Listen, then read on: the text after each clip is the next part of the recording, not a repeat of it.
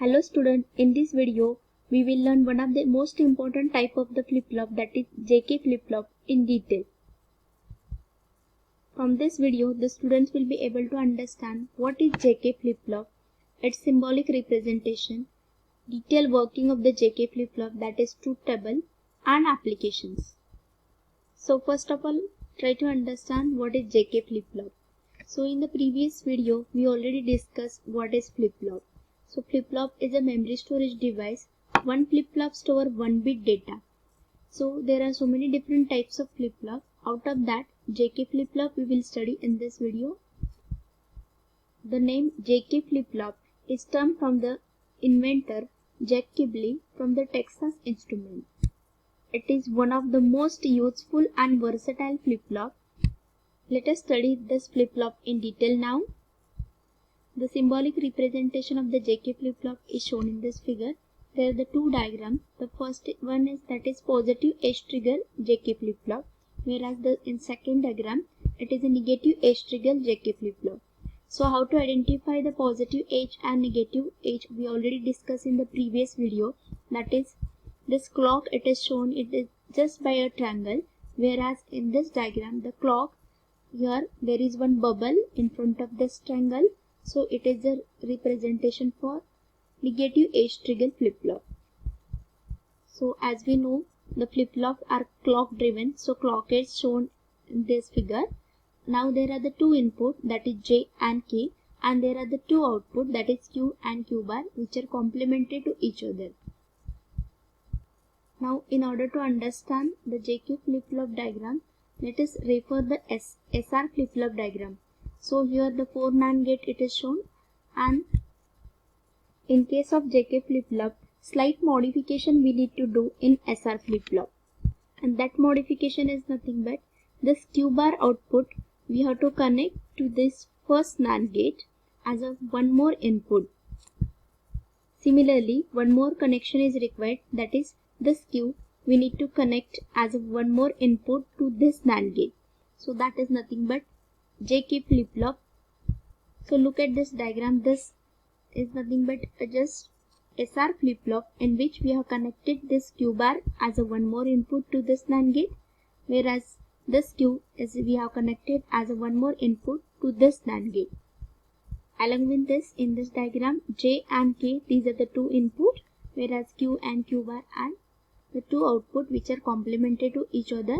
And very important, as flip-flop are clock driven, here the clock is shown, which is connected to both this NAND gate. In order to understand the working of JK flip-flop, in this diagram, the output of each NAND gate, it is shown by the equation. The output of this NAND gate is nothing but, as this is a NAND gate, the equation for the NAND gate is, this is Q bar dot J dot, that is clock here, but we have to consider clock as a 1. So if you write the equation for this NAND gate, it will be Q bar dot J dot K its bar. Again we have to apply the De Morgan's theorem. After simplification, you will get Q plus J bar for the output of this NAND gate. Similarly, we will write the equation for remaining all NAND gates. Now let us study its working in detail. As this JK flip-flop is having two input, that is J and K, so there will be 4 input combinations. Now one by one we will study what will be the respective output for each combination. Now let us consider the first condition, that is nothing but J equal to 0 and K equal to 0. Also here the clock, if you see this symbol, this is a symbol for positive edge trigger clock. So in order to represent that, here clock is considered as a 1. That means now we will see what will be the output, that is Q and Q bar, for J equal to 0, clock equal to 1 and K equal to 0. That means that J equal to 0, K, that is clock is 1 and K equal to 0. Now we know the truth table for the NAND gate. For 1, 1, the output is 0, otherwise 1. That means if any one combination is 0, the output will be 1. So as one of the, this is a 3 input NAND gate, as one of the input, that is j equal to 0, the output will be 1. The output of this NAND gate is 1. Similarly, in this case, for this NAND gate, the clock is 1, k equal to 0. Now as one of the input is 0, again the output will be 1. So if you look at this diagram, so this is nothing but SR latch. So that means simply here now R equal to 1 and S equal to 1. Now we know the truth table for SR latch. This is a truth table, this condition when R equal to 1 and S equal to 1. There is no change in the output. That means the output will be remain same. Whatever the previous combination we have given and whatever the output is stored in the Q and Q bar, that will be remain same. That means simply when j equal to 0, k equal to 0, there is no change condition. This condition we can call as a no change condition. Now consider the second case, that is when the clock is positive edge trigger. That means we'll consider clock as a 1, j equal to 0 and k equal to 1. So as j equal to 0, the output of this NAND gate will be 1. As any input will be 0, the output of NAND gate will be 1. That means simply we can see this R is equal to 1. Now let us consider when the R equal to 1, that time let us consider this output Q is equal to 0. So now as per the connection, as Q equal to 0, this 0 will be here. So again for this NAND gate, if any input is 0, output will be 1. That means S equal to 1. Now look at this connection, as Q equal to 0, this Q is connected to this NAND gate. That means here the Q is 0 and S is 1. Again for this NAND gate, as one of the input is 0, the output will be 1. Now if you observe this output, this main Q output, this Q output is 0.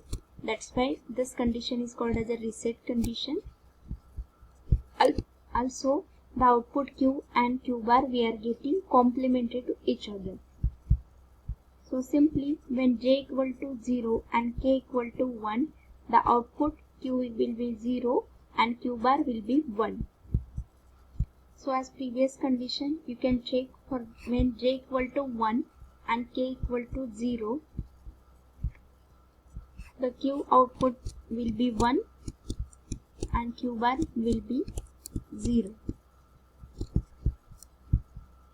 You will get this output by checking the output of each stage same as previous condition. So for as j equal to 1 and k equal to 0, and we are getting output Q as a 1. This main output Q is 1, whereas Q bar is 0. As main output is 1, we can call this condition as a set condition. In the previous case, when j equal to 0 and k equal to 1, that time we are getting Q equal to 0. That's why that condition we called as a reset condition. But here, as we are getting Q as a high, so we can call this condition as a set condition. Now see the last condition, that is when clock is 1, j equal to 1 and k equal to 1. Now in order to understand the output for this condition, let us consider the output Q as a 0 and Q bar as a 1. Now by the connection, this Q, that is nothing but 0, will be here.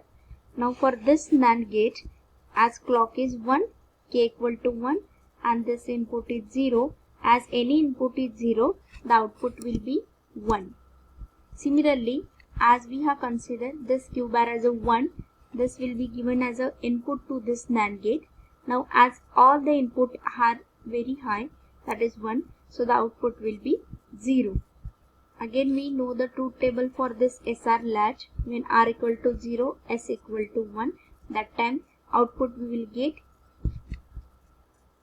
Q as a 1, that is we will get Q as a 1, whereas Q bar as a 0. Now look at the previous assumption, that is we have considered Q as a 0 and Q bar as a 1, but the obtained output is, that is Q is 1, it is shown by green color, and the Q bar is 0. As we are getting the output from 0 to 1 and from 1 to 0, this condition is called as a toggle condition or toggle mode. This is the main advantage over the SR flip-flop. In case of SR flip-flop, when both are high, that is J S equal to 1 and K equal to 1, that time the output was invalid. But here we are getting toggle condition. Now look at the entire truth table for the JK flip-flop. Here clock it is shown 1 and J and K, these are the two input, and here all four combination it is shown here. The respective output, that is Q and Q bar, which are complementary to each other. Now we already discussed one by one each condition. Let us revise the things. When J equal to 0, K equal to 0, that time we are getting the same output whatever the previous data is stored in Q and Q bar. That's why we can call this as a no change condition. And the second condition, that is when J equal to 0 and K equal to 1, that time as Q we are getting 0, the main output Q we are getting 0, that's why we can call this condition as a reset condition. Similarly, the next condition, when J equal to 1 and K equal to 0, that time the output, the main output we are getting high, that's why we can call this condition as a set condition. And the final combination, that is when J equal to 1, K equal to 1, that time the output is toggle. So if you compare this truth table with the previous, that is SR flip-flop, the remaining all combination is same. For the last combination, in case of SR flip-flop, we are getting an invalid condition, but here we are getting toggle case. Now see the application of the JK flip-flop. It is called as the inversal flip-flop, as we can design any other flip-flop with the help of JK flip-flop. Also it is used in so many sequential circuits, that is shift register, counter, PWM and computers.